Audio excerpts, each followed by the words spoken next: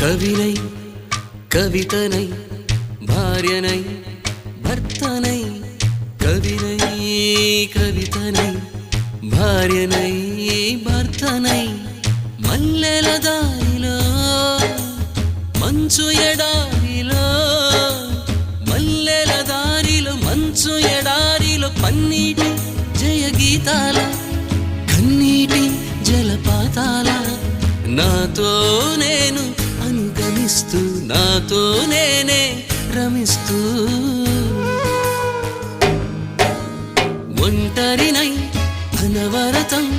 కంటున్నాను నిరంతరం కలల్ని కథల్ని మాటల్ని పాటల్ని రంగుల్ని రంగవల్లుల్ని కావ్య కన్యల్ని ఆడపిల్లల్ని జగమంత కుటుంబం నాది ఏకాకి జీవితం నాది